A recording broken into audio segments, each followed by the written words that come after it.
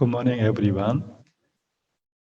My name is Dr. William Kim from KOMYRA.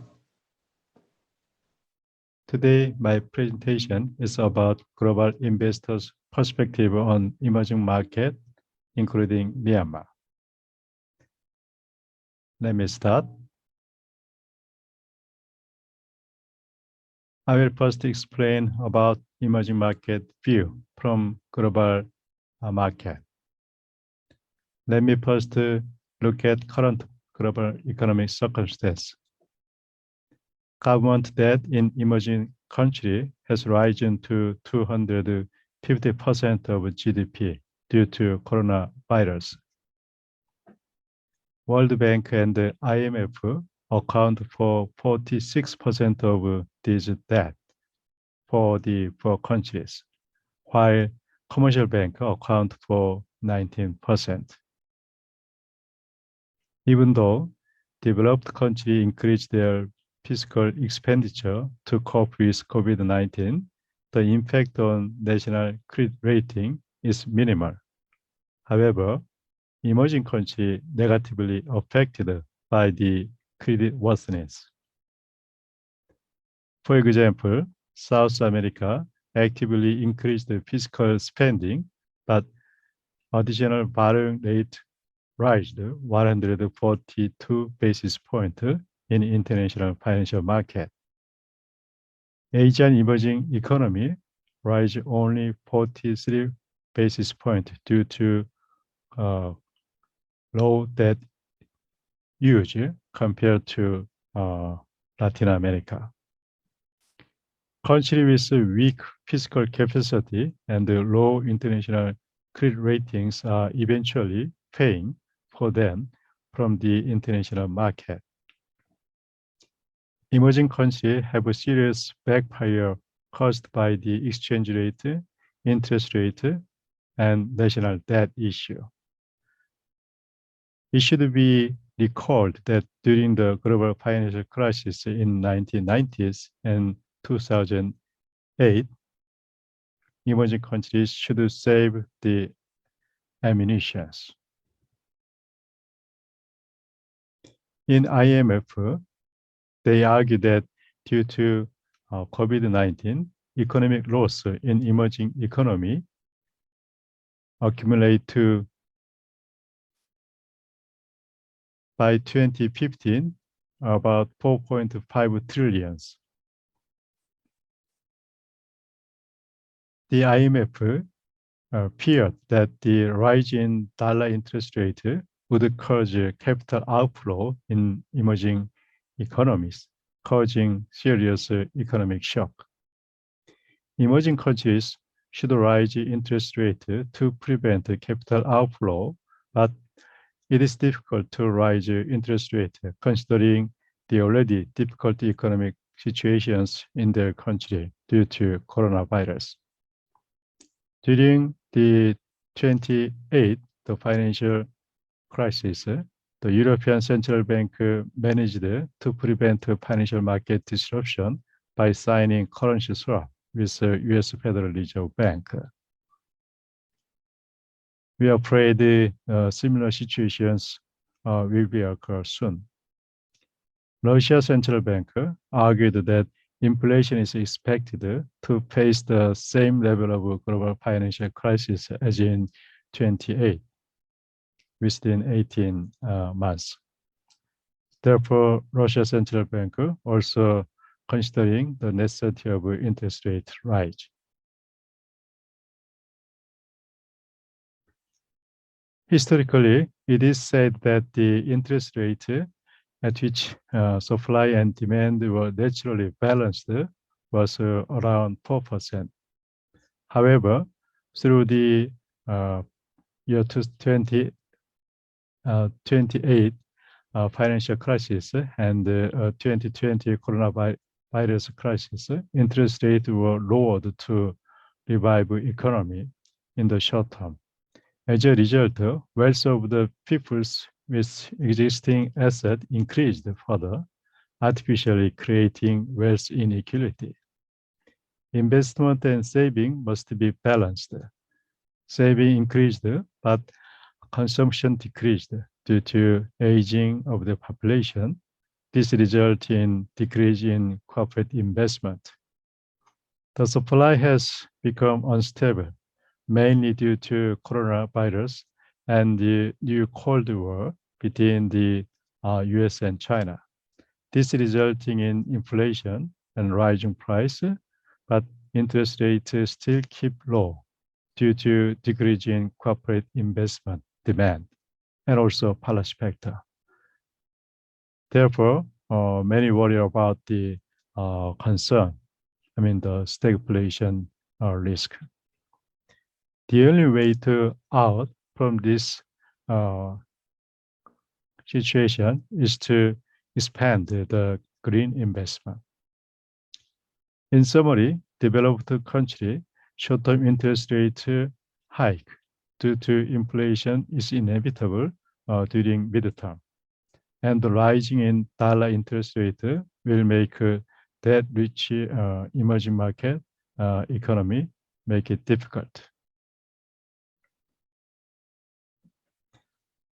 Let me briefly review the global financial market from the traditional view.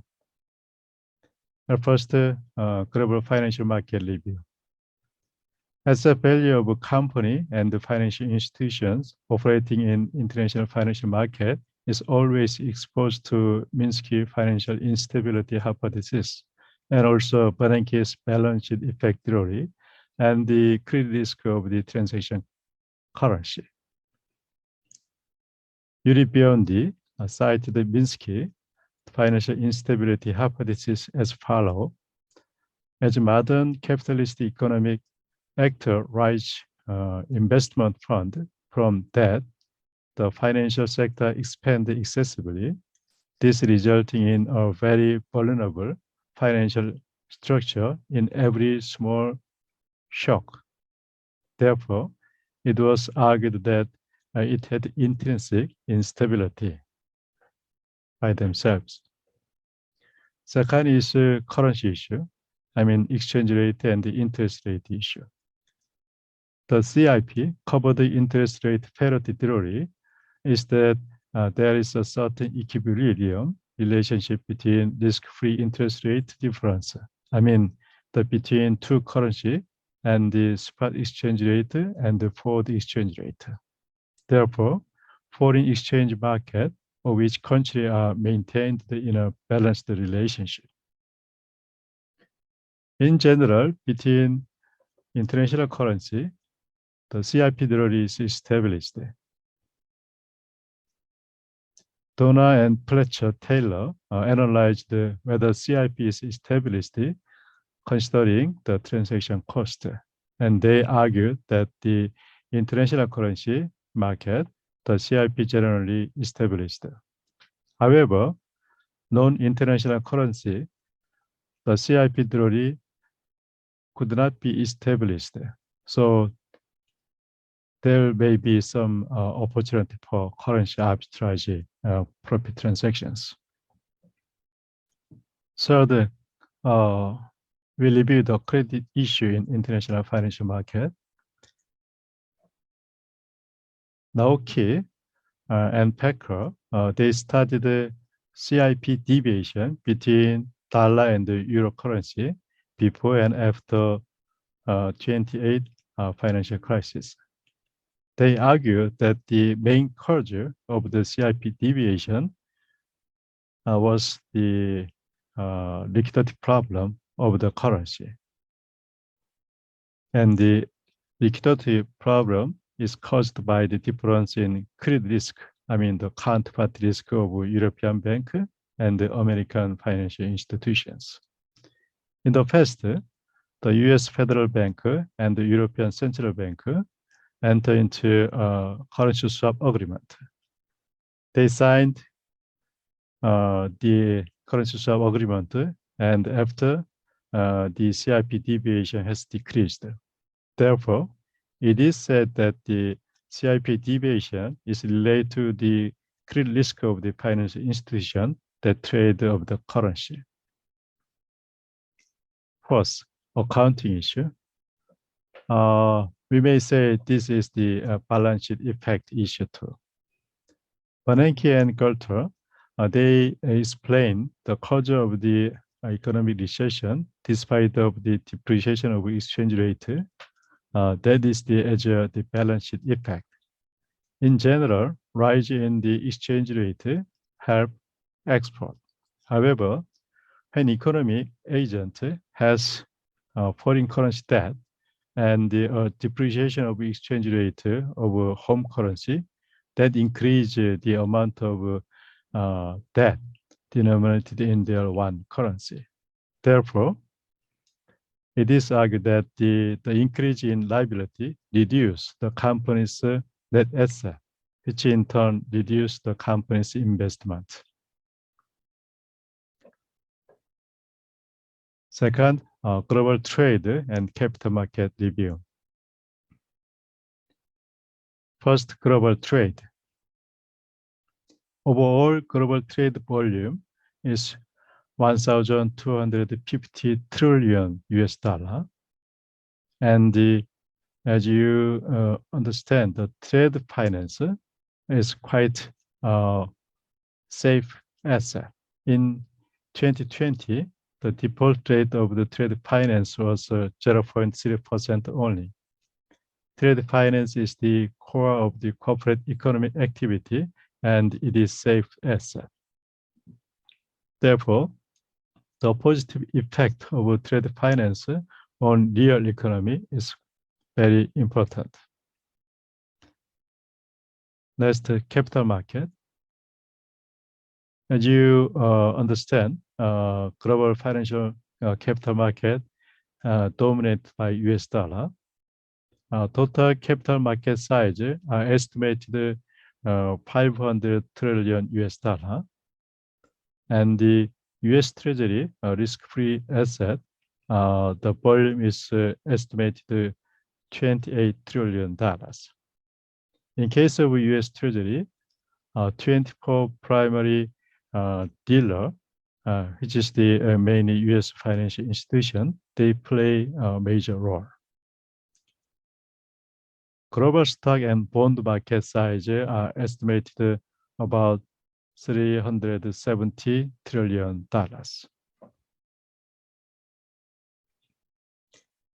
Let me have a look at global debt issue. Historically, when debt is excessive, measures have been taken to reduce debt to prevent social unrest. Now, global debt is to be about $300 trillion. In details, government debt 86 trillion and corporations debt 86 trillion, financial institutions debt 69 trillion, and household debt $55 trillion. In total, it's around 350% of global total GDP. There is also the concern about the possibility of debt restructuring, considering high level of debt size. Next, we have a look at the IMF SDR issue. The IMF issue SDR almost $650 billion. This size is 3 times bigger than the issued in 28 financial crisis. It will be a great help to developing countries that need money to cover economy from coronavirus impact.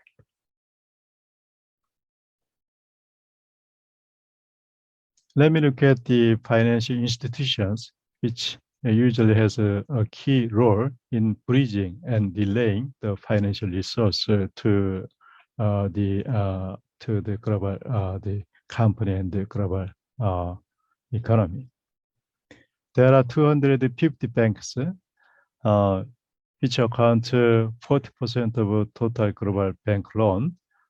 They announced that their participations in UN's carbon reduction plan. Commercial banks are heavily regulated in capital ratio. Therefore, there is little room for crisis in times of crisis.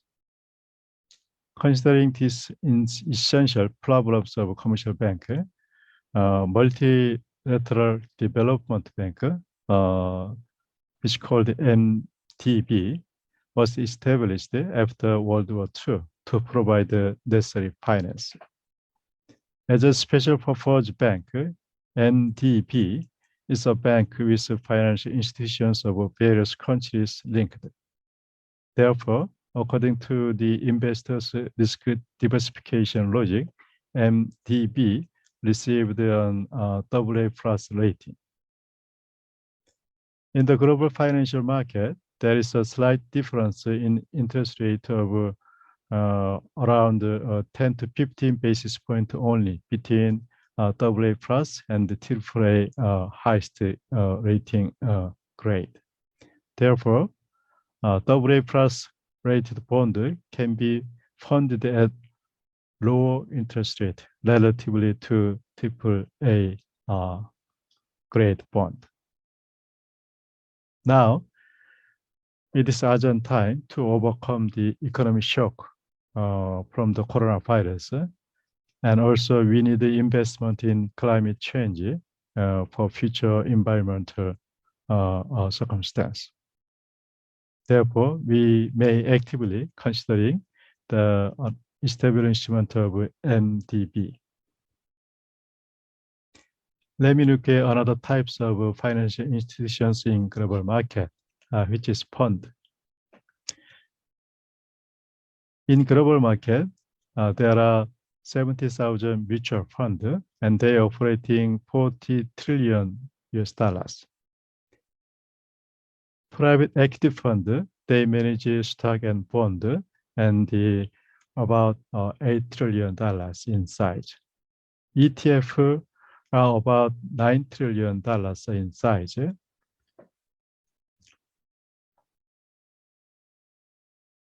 Let me look at fund types. Hedge fund.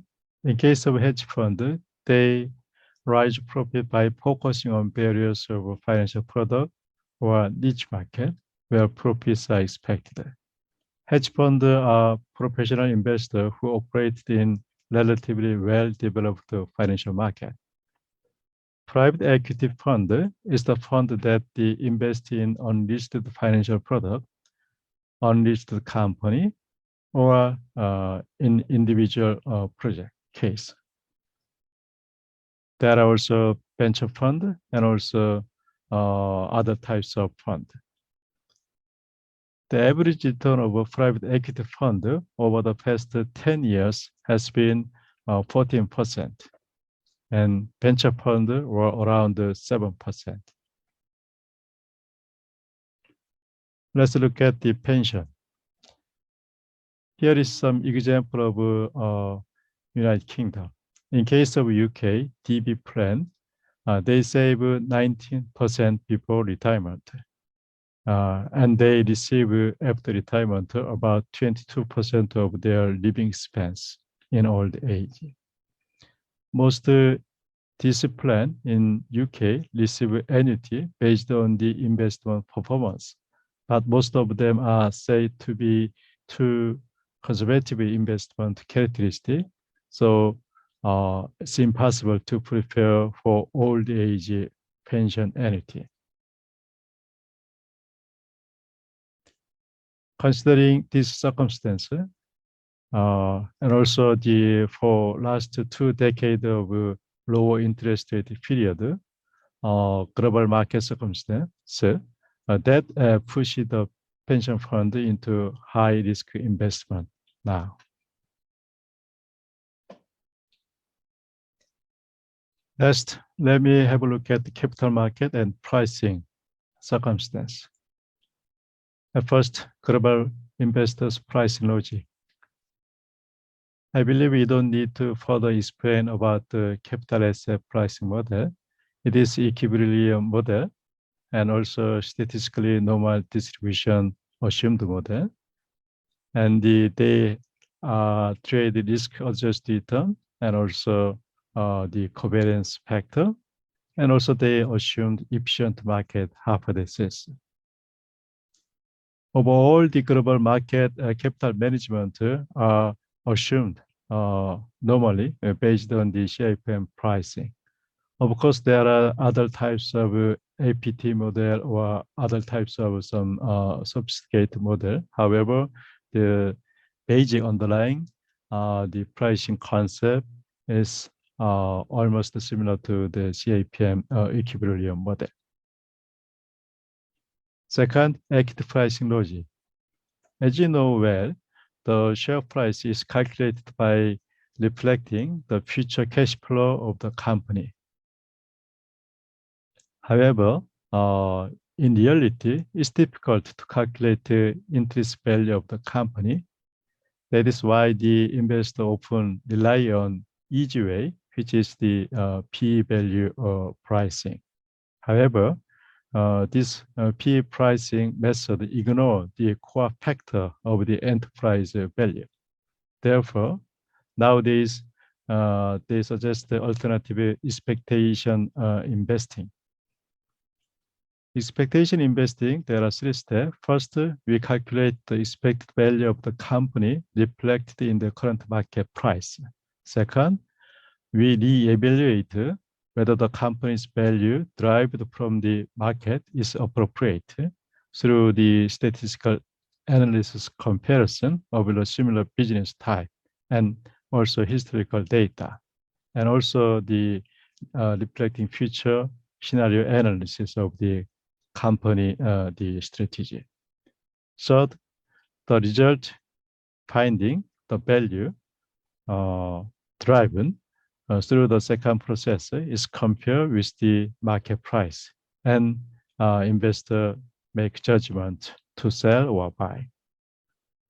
Expectation investing compensate for the weakness of a discount interest rate model, which is the DCM model.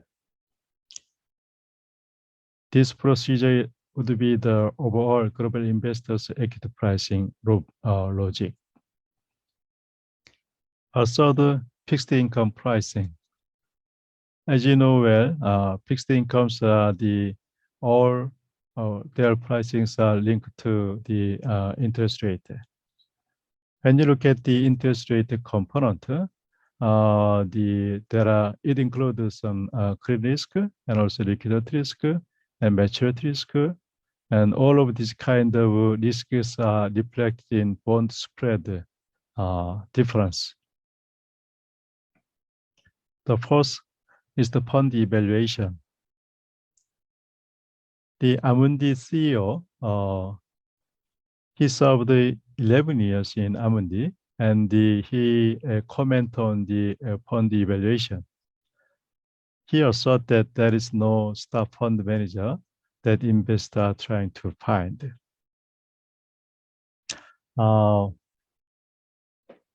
He also emphasized about the importance of the Asian market, which is expected to grow $18 trillion in the future.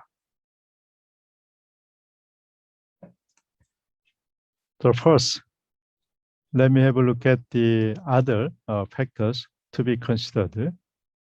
I mean, the global investors' point of view. First issue is the green issue. Green issue is inevitable. European Union forecast the future for each carbon reduction scenario. The conclusion was that most advantage to invest for carbon reduction now, that is much cheaper than future catastrophic damage.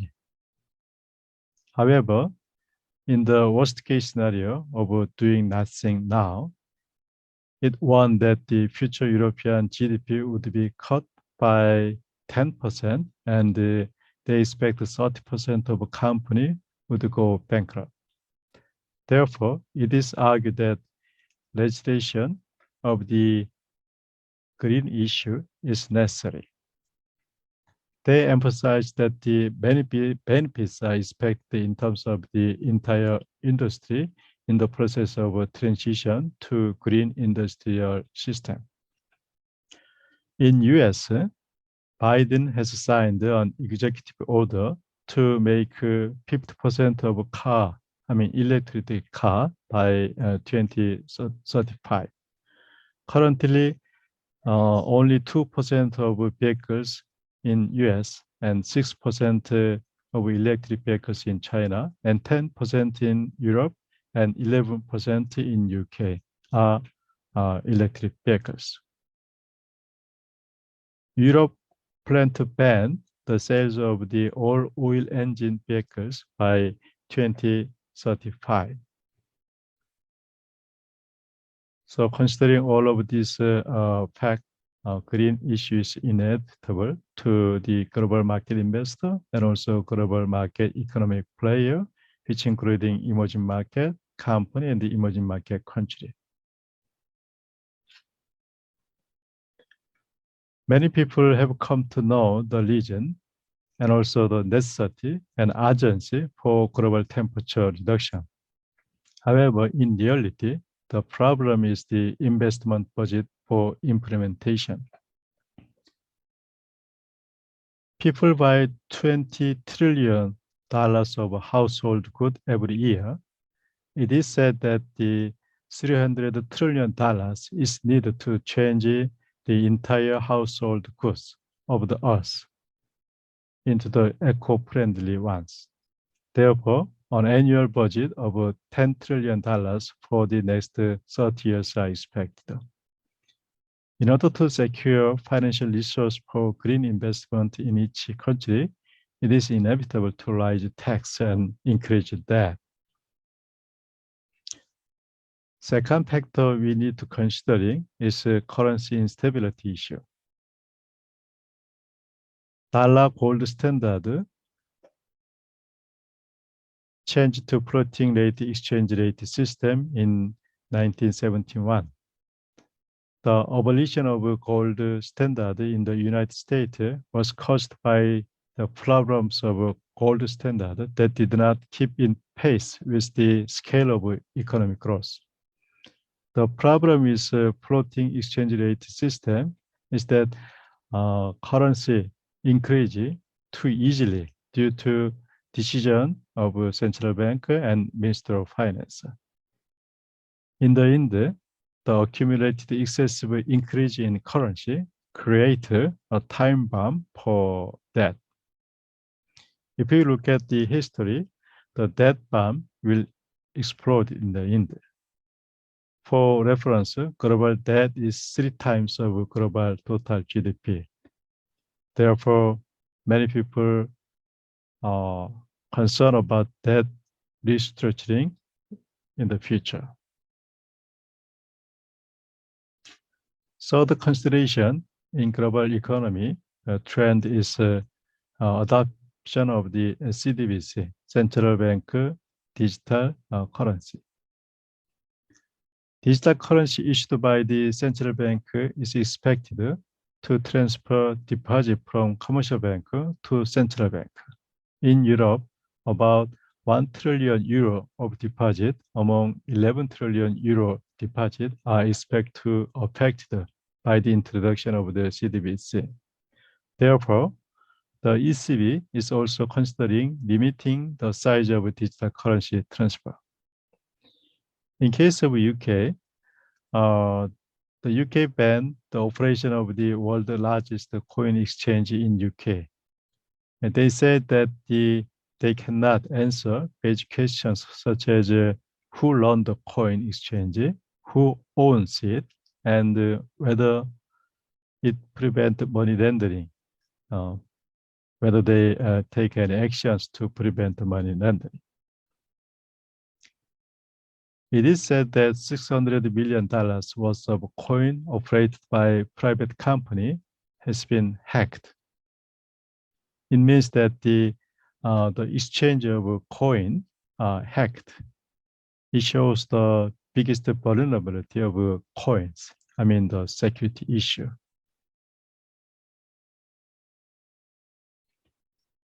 The last chapter, the conclusion. First, the COVID and the green issue. The IMF announced that fiscal spending to overcome coronavirus was 15% of GDP in developed country, but only 4% in developing country and 2% in poor country. The global average national debt ratio now is 110%. Most advanced countries are international currency country, so the increase in debt has little effect on the national credit issue. However, developing countries, which are usually non-international currency countries, they cannot afford to increase their debt. They are concerned about the credit quality of international financial market. I mean, they are afraid of a deterioration of their credit quality in case their national debt limit exceed, which is 60%. Therefore, they argue that it is necessary to solve these structural problems in order to respond to disease and the climate change issue in the future. And these two issues are the common issue of all mankind. Second, developed market view on global economic policy. The financial sector has made profit without added value through the asset-based securitization. Asset securitization, it means making and distributing non-liquid long-term asset into short-term financial product. In company side, capital efficiency was improved through real-time just-in-time inventory management system. I mean, purchasing and delivering raw materials without storing manufacturing raw materials. These two were the universal way of maximizing shareholders' return. However, it is said that these two factors will increase instability of a financial market and also cause real economy to become bottleneck issue and also leading future crisis. Naive asset securitization triggered in 28 financial crisis, and the real-time inventory management system has emerged as an issue that hold the economic foothold in the wake of the coronavirus. Global free trade is being challenged now. Thank you. Thank you for my brief summary of the global market view and global economy, and also the emerging markets circumstances. Thank you. Hello everyone, how are you doing today? Nice to meet you. I'm Sunori, Vancouver, Korea. I'm so glad to you for giving me a chance to present to you.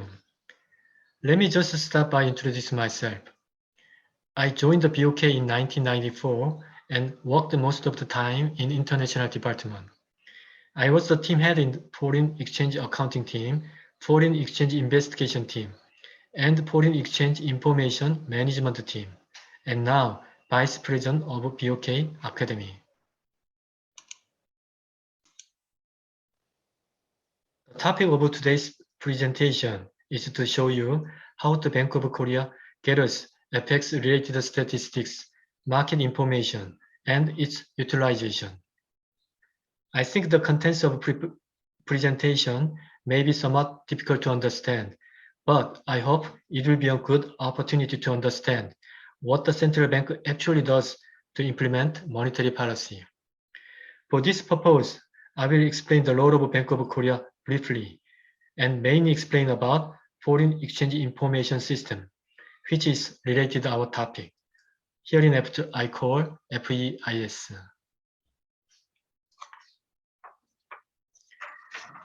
Today's presentation will be proceeding as follows. Firstly, I will briefly explain about the role of Bank of Korea as a central bank. Secondly, I will explain about reports of foreign exchange information system. And thirdly, FX monitoring method, and FX monitoring strategy of BOK. And lastly, I will show you how to BOK utilize the data.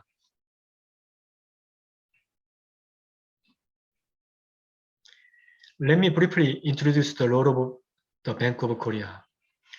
The Bank of Korea was established on June 12, 1950, and the primary purpose of the bank is the pursuit of the price stability. The bank sets a price stability target in consultation with the government and draws up and publishes an operational plan including it for monetary policy.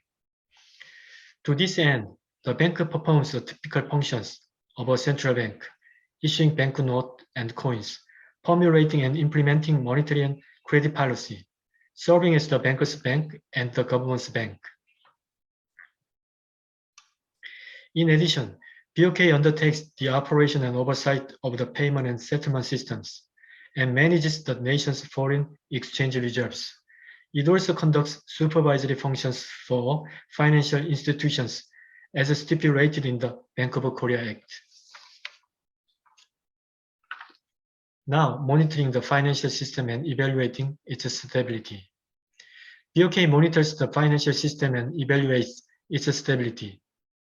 It reviews domestic and overseas economic conditions, analyzes financial market environments, and examines the debt servicing capacity of the household and business sectors to get an overall picture of financial institution soundness. The bank also contributes to maintaining financial stability by identifying and providing potential risk factors in the financial sector to prevent them from causing financial system unrest. Now, the role of Bank of Korea in the FX sector. Korea's exchange rate is fully determined by the foreign exchange supply and demand in the foreign exchange market. However, if the exchange rate fluctuates sharply due to the excessive concentration, Bank of Korea will take market stabilization measures such as smoothing operation to alleviate it.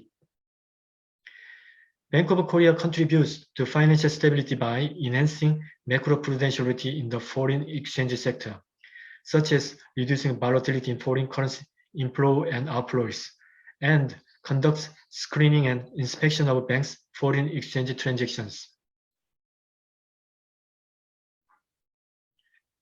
In addition, if the domestic foreign exchange market is unstable, we sign currency swap contracts with foreign central banks to smoothly supply foreign currency funds, and also trying to come up with international cooperation measures to prevent and resolve crises. Bank of Korea also manages Korea's foreign exchange reserves at an appropriate level so that they can serve as a safety vault as a national emergency fund. Foreign exchange reserves mainly invest in safe and liquidity foreign financial assets and strive to increase profitability to the extent that they do not harm safety. Now, establishment of FEIS.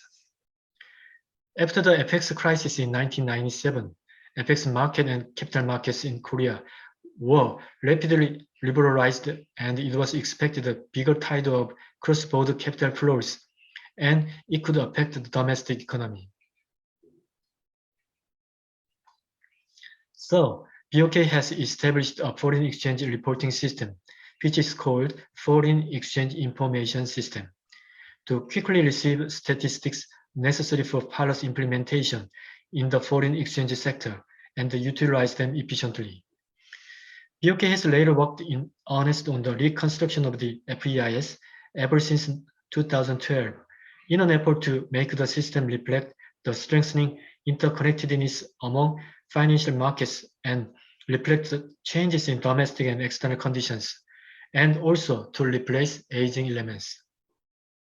A new system called FEIS 2.0 has been in place since January 2015. FEIS is composed of a reporting institution, FX Information Concentration Agency, and utilizing institutions, FX Information Concentration Agency is BOK because Korean government designated BOK to FEIS. Firstly, in case of reporting institution, it has to report FX-related statistics to FX Information Concentration Agency.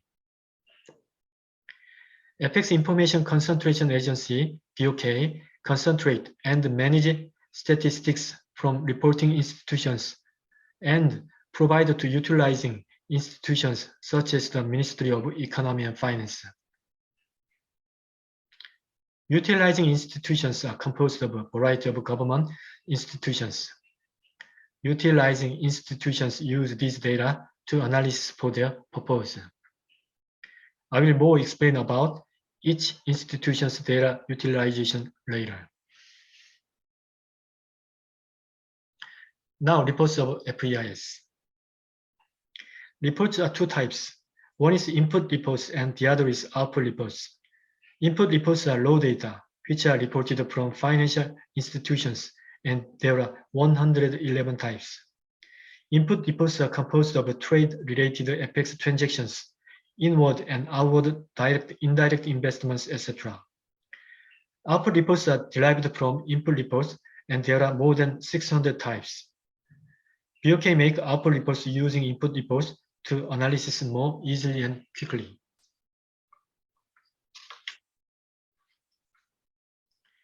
Output reports are composed of FX statistics, FX market developments, FX market indicators. For example, FX statistics consist of sub-menus such as FX receipts and payments, balance of payments, external asset and liabilities.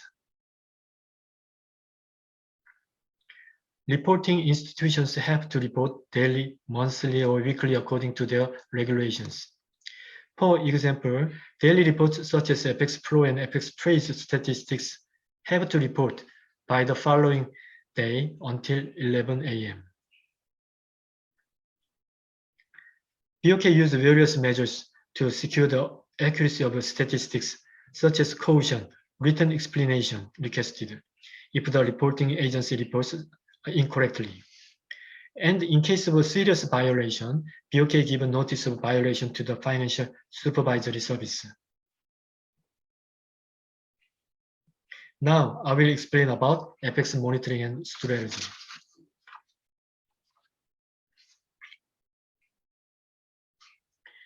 BOK's strategy for monitoring of FX using FEIS combines quantitative analysis with qualitative information to detect and evaluate FX-related risk and prepare appropriate measures quickly. Quantitative analysis is ongoing monitoring using information on FEIS, then detect unusual trends or movements.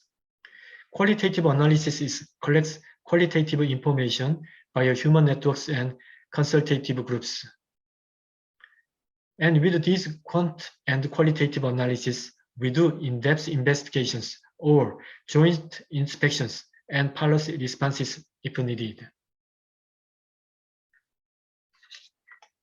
When an analysis target and need for an analysis are identified through media coverage and order from a manager or by the monitoring conducted by the person in charge, then the relevant data are run through the standardized FEIS inquiry system. As part of this process, we download the data needed as an Excel file and use them to analysis. In particular, FEIS can use FX Insight, FX Financial Indicators function to facilitate monitoring and analysis.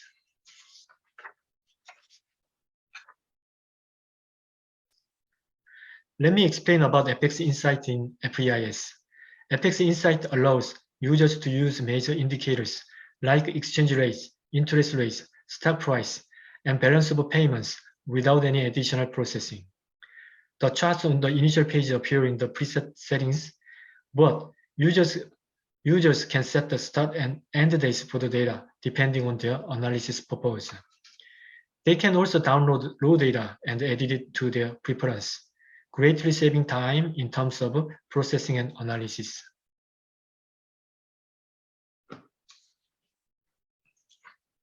In here, I will explain the way in which the BOK does its FX monitoring. Through the FEIS, BOK continually monitors domestic investments by foreigners, overseas investments by residents, in and outflows of foreign currency funds stemming from foreign currency borrowings and repayments by domestic financial institutions, and FX funding markets. We also do ex-post factor management, such as compiling FX-related statistics like balance of payments, managing FX positions, foreign currency reserves, and handling reports of foreign exchange transactions. And we conduct precise monitoring of FX transaction trends and FX market movements for steps in foreign exchange banks and other financial institutions' FX experts. In normal times, we conduct in-depth monitoring of FX transaction trends and FX market movements.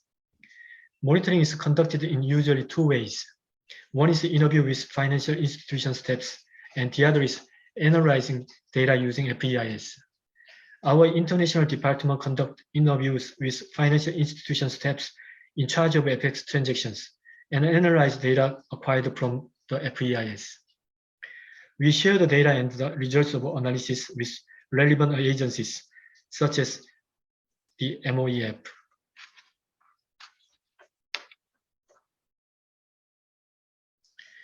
Main purpose of BOK's monitoring is contribute to ensure FX market stability.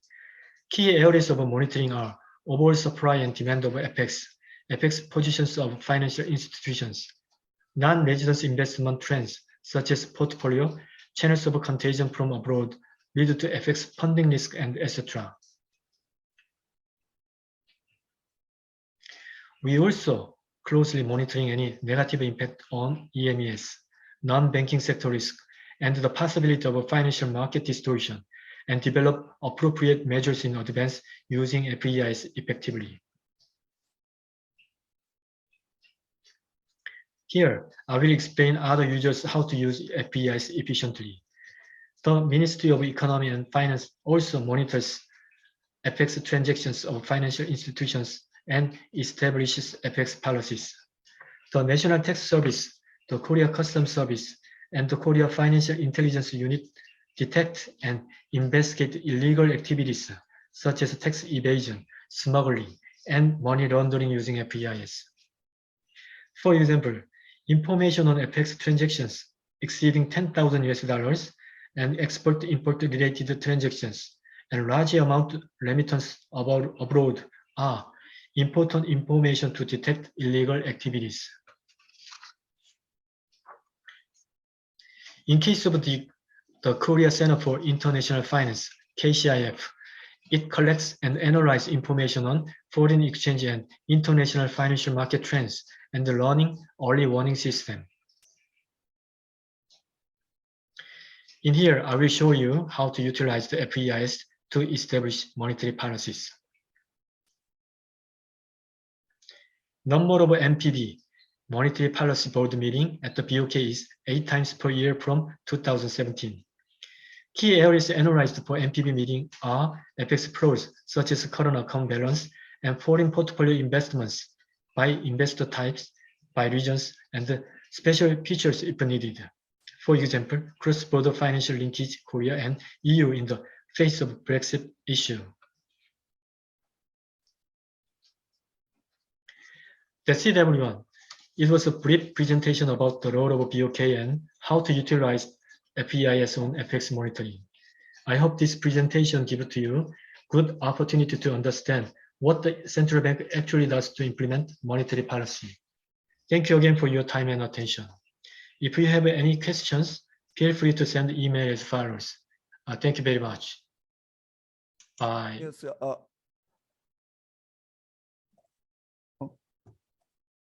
sorry. Okay, I'd like to firstly introduction of my the joint project, and then this is the object of a joint project, and then the main study contents, methods, and some theory at the 3 levels. Actually, this joint project team consists of 3 main expertise, including me, and the current status and plan. And lastly, I will discuss on my joint project. Okay, I'd like to introduce my the international joint project. Actually, this project is supported by the research funding of the NRF, National Research Foundation, under the Ministry of Education of Korea. Actually, this NRF has diverse and several the program for academic researches. Is among them the General Joint Research Support Program, overseas type of 2020 is our joint project source of this program. And the research period last year July to the 2023 June, okay, is for 3-year research period, and the amount of fund is the 312 million Korean won. And the joint research team member consists of 3 researchers, including me. I am charge of the first subject, the macro level the studies as IPI, and then Professor Badir is from Asian Institute of Technology in Thailand, and he was charged of the second subject, the macro level or industrial level studies for Mekong riverside the countries as a foreign joint researcher. And third, the research is Dr. Song from the Korea Aerospace University. She is charge of the third subject, the micro level. Actually, that is the deal with the manufacturing technology or the service technology level. So I call it that micro level studies as a domestic joint researcher. And our the joint project has several diverse background for research with the joint researchers. The firstly, our main theme for this joint project is a digital divide. Okay, DD, shortly DD, from the diverse, actually digital divide related the studies are very, I mean, the numerous studies from the long histories. Okay, as you know that, and also digital divide analyzed by the users' characteristics, such as the genders, the races, the generation, etc. Anyway, our co-workers more focusing on the digital divided with the Asian countries level, and Asian countries levels the companies, and then the technology level involving the manufacturing and service level in Asian countries.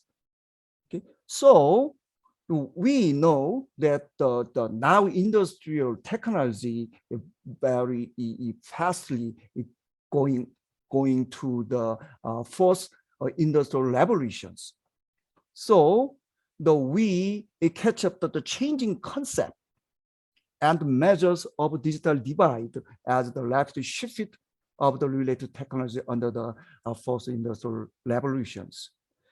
And thirdly, background is our country's role. Our country's several companies, especially the ICT-related companies, their role is very important in the international community side.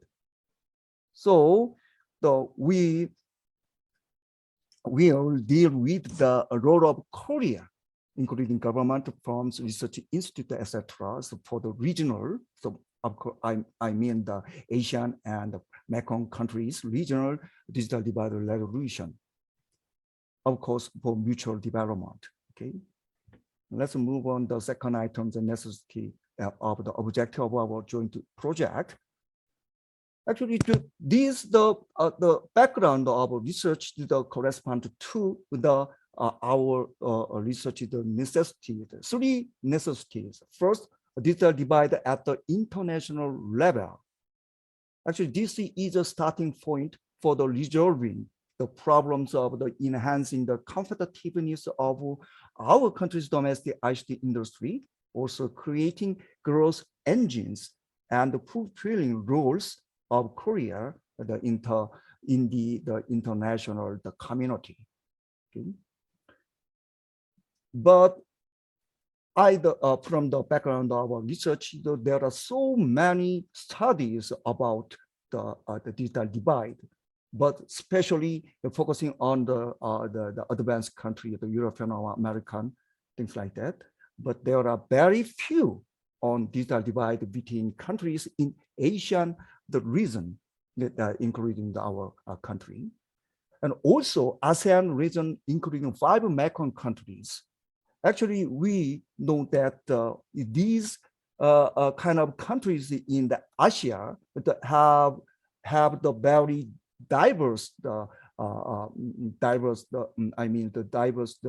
historical, the social, economic, and the technological, the environment. They're different. I think there are many big differences among countries.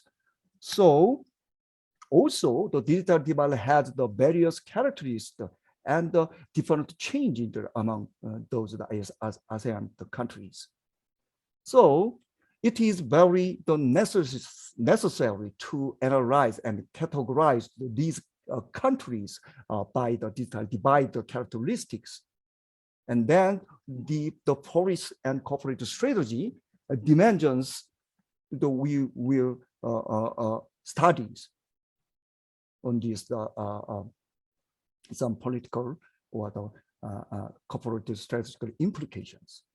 And second, actually the first level, international level, is my duty to study the first level. And second level is the digital divide at the industrial level, so-called macro levels, is to derive more realistic the alternatives and strategic implications through in-depth case studies on digital divide related activities, strategies, and performance of ICT firms in Mekong 5 countries. Actually, the second level is charged carried out by the Dr. Badir of AIT in Thailand. And third, the necessity is the analysis on ICT manufacturing product technology and service technology at the digital divide, the related to technology level is a so-called micro level. Actually, this is a starting point because this technology, digital divide related technology, the analysis is to give us some very important implication and meanings for the opportunity to expand the competitiveness of domestic ICT industry of our Korea companies, and also Korea's role and contribution to digital divide mitigations in these areas of Asia. Okay. Anyway, the third level is kind of the analysis of detailed technologies on supply side, the manufacturing areas, product technology, and related services that can be used by the economic actors, including firms and users using these technology. Okay, this is a micro levels analysis and study is carried out by the third joint researcher, okay, Dr. Song. And from these the research necessity and carrying out our project, we want to reach the final goal is to establish establishment Korea's role and creation of ICT industry opportunities by analyzing the structure, behavior, and performance of digital divide in considerations of ASEAN. It's different from Asia country and ASEAN. Anyway, ASEAN's technologies, services, and utilizations, more focusing on the Mekong 5 countries. And then also we have the detailed research objective on each level. Okay, first is objective for first macro level for me as a structure, behavior, and performance characteristics of digital divide in ASEAN region, focusing on the 5 Mekong countries. And the second object is to find the several characteristics of digital divide related business behavior and performance strategy of Mekong countries. Okay, second level and meso level I mentioned. And last, the object is to identify the structural and behavioral characteristics of manufacturing and service technology for digital divide mitigation in Mekong 5 countries. The micro levels objective of our joint project. And the third item is the main study contents of at the 3 levels. Okay. The first level is for the macro levels. I am in charge of this first level. Okay. Actually, our research at each level is divided into the 3 study, the conceptual study and empirical study over 3-year research period. Okay, and I constructed each year by the conceptual and empirical study the several study contents. For example, first years, the object is construct the concept of digital divide on the 4th industrial revolution era for Mekong countries. Okay, conceptual studies involve the 2 items. First, analysis of changes in digital divide characteristics, definition of types of the existing on the 3rd industrial revolutions at overall levels, the international country, companies, things like that. And then review on concepts such as digital divide characteristics, the similar of first the conceptual studies, but differently by under the 4th industrial revolutions. Okay, and using the after the conceptual study finishing, and then we actually I'm not finished the empirical studies, the ongoing studies now. Excuse me, Professor Kim. You have maybe a few minutes to finish it because of the time. Okay. Yeah, okay. I finished. Okay, I will finish now. Okay, it's the second levels the work and third levels work. Sorry. Actually, the third levels works will be presented by the next presenter, and then current status is now here. Challenge the achievement of joint researches. We have several difficulty and challenges due to the COVID-19, and the future plan. And then actually is we have already the final goals and objectives, but we have also many hurdles to overcome the COVID-19 and several difficulties. So we some needs for effective studies. So I required some comments from the comments and information, experience and knowledge and methods from the outside the expertise, including the Mekong related countries experts. Okay. So thanks for your attention. Sorry for my extending my presentations over the time. And if you have any comments and questions, and contact me using this email.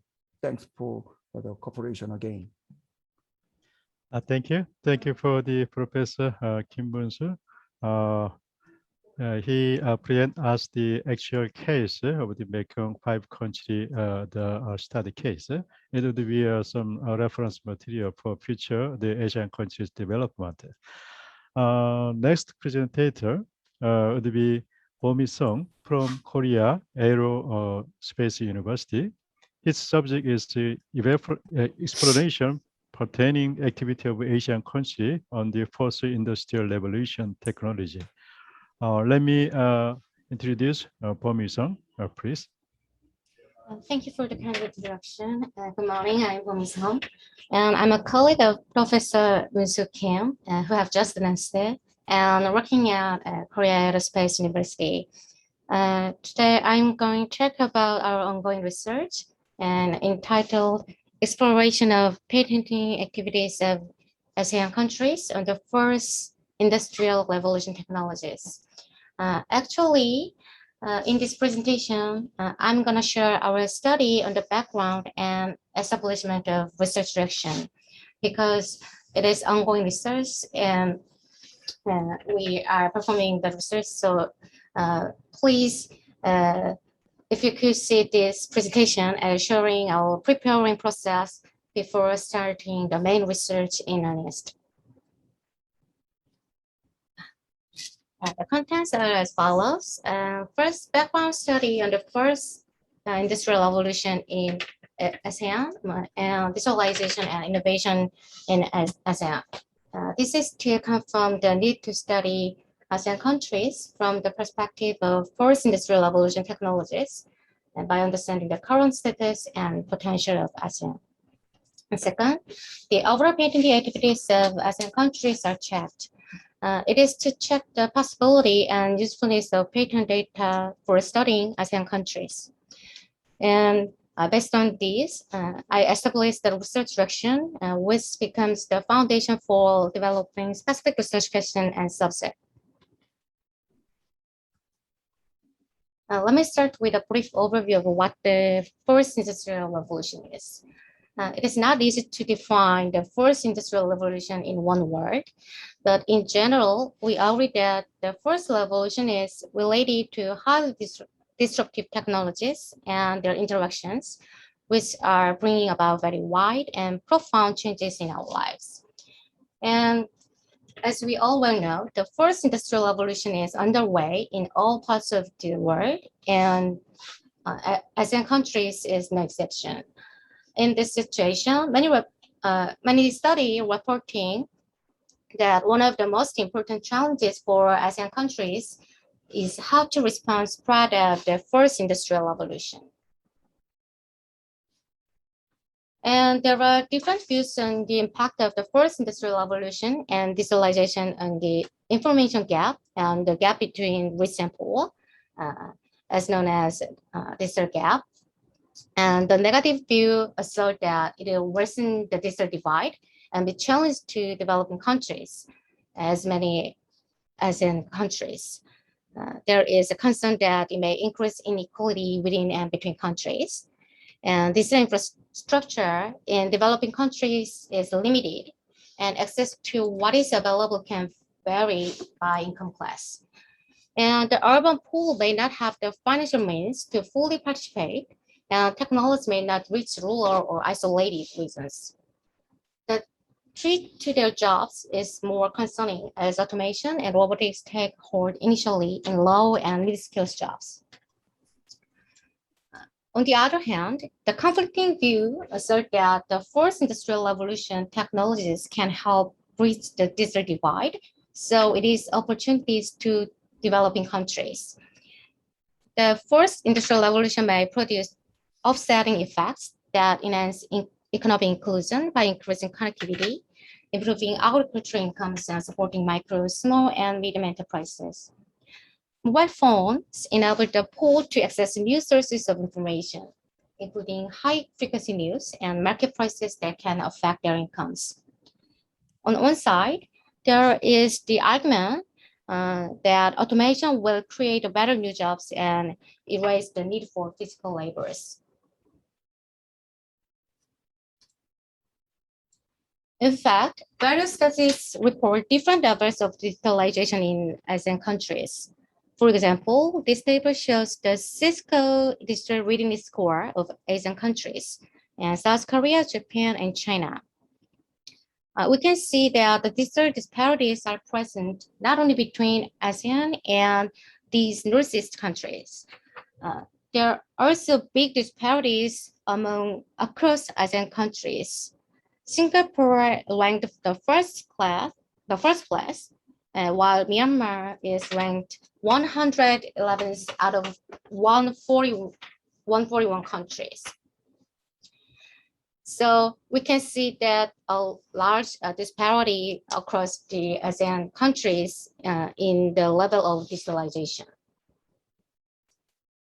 This figure shows the digital divide among ASEAN regions from another perspective. ASEAN has a large digital gap in the internet and broadband penetration. And it might be because of the expensive fixed broadband. And on the other hand, although ASEAN's overall digital level is still at a low level, excepting for Singapore, digitalization is accelerating in recent years. In particular, the COVID-19 pandemic has been the acceleration of digital economy globally, in particular in ASEAN. Lockdowns and social distancing measures have hastened the adoption of technologies of the fourth industrial revolution that enable work from home arrangement, remote learning, telemedicine, and other novel forms of service delivery. From this Google, Temasek, and Bain research, 40 million new users joined the internet in 2020 in ASEAN 6 countries, Vietnam, Thailand, Philippines, Malaysia, Singapore, and Indonesia. And 20% of the region's population is now online. In addition to new online users, COVID-19 led to an acceleration of digital consumption as users tried new digital service for the first time. More than 1 every 3 digital service consumers stated using the service due to the COVID-19. In 2020, the portion of smartphone owners in the ASEAN market is also increasing rapidly. The figure left shows the distribution of mobile devices, percentage of smartphone users across ASEAN by country. Indonesia accounts for 45% of all smartphone users in Southeast Asia, and 40% of its total population, followed by Philippines. The figure on the right shows the increase in new devices compared to the previous year. The growth is remarkable in the Philippines, Myanmar, Indonesia, and Thailand. Global Innovation Index 2020 also shows innovation capability gaps among Asian countries. Cambodia, Laos, and Myanmar are outside the top 100, and Indonesia,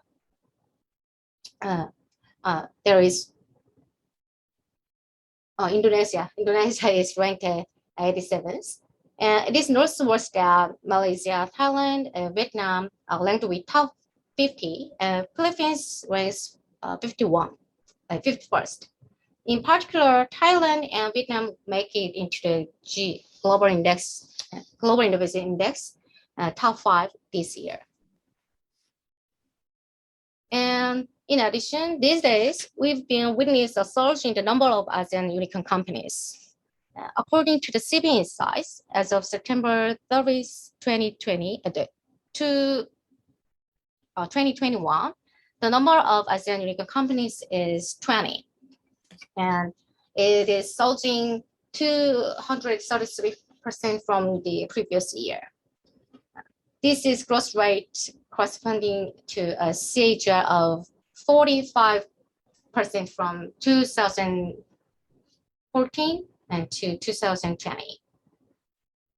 And 12 startups in Singapore and 4 in Indonesia accounts for the largest share of the ASEAN regions, 20 ASEAN unicorns. Anyway, such a dramatically increasing number of emerging startups seems to support opportunities that the fourth industrial revolution brings about in ASEAN countries. This is the detailed list of ASEAN unicorns companies. And let me summarize the findings from the background study and make some remark. Although there are conflicting views on the impact of the fourth industrial revolution on ASEAN countries, it seems true that adopting related technologies and digitalization are accelerating, and innovation is taking place in ASEAN countries. And many studies have been performed about ASEAN countries' innovation and digitalization from different views. But it is difficult to find studies focusing on the technological aspects, because technology is the foundation of the fourth industrial revolution. So we believe that research from this technological perspective is very meaningful. So the research question in this status is, what about the technological capabilities of ASEAN countries in the fourth industrial revolution? And to answer this question, we consider patent as primary data. However, before conducting the main research, we decide that an exploratory study is indeed needed because we have little experience in analyzing patent data for ASEAN countries, except for Singapore. In my case, I have a lot of experience of studying and analyzing patent data for US, Europe, Japan, and Korea. But I have no experience ASEAN countries patents. So we are performing the preliminary study to answer the question, it is possible and meaningful to investigate the technological capabilities of ASEAN countries using patent data. First, we check the patents filling in ASEAN patent scope system. From this system, overall application numbers like this across the countries can be obtained. We can see the large gap among ASEAN countries. And actually, individual patent information can be also seen from the web, but the system is too slow. So it is very difficult to obtain individual patent data from this web. And also, it only provides PDF downloads. So there is no CSV or XF file provided. Excuse me, Bomi, so you have 2 minutes to go. Okay. And so this is the result of search by nationality of the study for all US patents without considering the technical fields first. And we can repeatedly see a large gap among ASEAN countries. And another concern of researchers is in this study is the Mekong countries, including Cambodia, Laos, Myanmar. But the number of patents for these countries too small to analyze by the technical sector. So to handle this problem, we can consider not only assignees, but also investors to search ASEAN countries' patent data. This table shows PST application with an inventor from ASEAN countries. And for example, like Laos, developing countries in ASEAN, the number of PST might be larger than US patents at present time. So it needs to incorporate the PST data into main research. And we found that only 2 of these as a unique companies were filing for patents. Other 18 companies has no patent application. In addition, in the case of Grab, which is called Southeast Asia's Uber, has no patent and patent application. On the other hand, Uber has filed 2,276 patents and patent applications. So it can be interesting to compare similar companies in the developed economy. And based on the findings from the background and exploratory studies, 3 major research strategies were established, depending on where we start when collecting patent data. And country, technology, and company. And we also determine the basic patent data source, USPTO, EPO, PCT, and Singapore Patent Office, because it is the largest patent office among ASEAN countries. And this is some example research question. Is there lots of difference among ASEAN countries? Who are ASEAN technological leaders for different technological fields? What about technological cooperation among ASEAN countries and between ASEAN and other countries in the fourth industrial revolution technologies?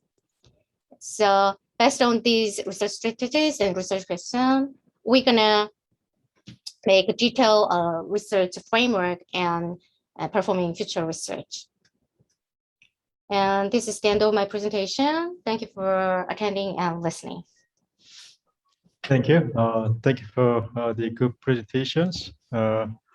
You touched about the most popular subject in these days, the digitalizations of Asian country, and the your well researched the IT and industry of Asian country would be helpful for future Asian countries development. Today, we had 4 presentators. The first one was the global investors' view on the Asian countries market from William Kim from KOMYRA. And second is the foreign exchange information system in Korea from Bank of Korea, Dr. Lee Sun-ho. And the third, Professor Kim Moon-Soo from Hankuk University of Foreign Studies, about the digital divide of 5 Mekong countries case. And lastly, Bomi from Korea Aerospace University, about the digitalization, the revolution case. I think in future the society, finance and also digitalization is key industry.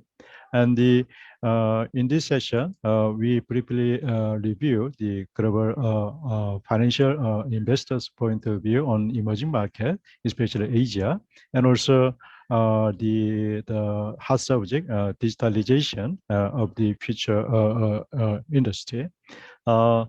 Thank you for all the attenders and the preparation for this presentation and all the attenders. And we hope to see again and further develop and discuss about this new subject in the future. And I am the Dr. William Kim from KOMYRA, and thank you for all of your support. Thank you. We'll finish the first session of 1A. Thank you. Thank you for chair. Thank you. Thank you. Bye.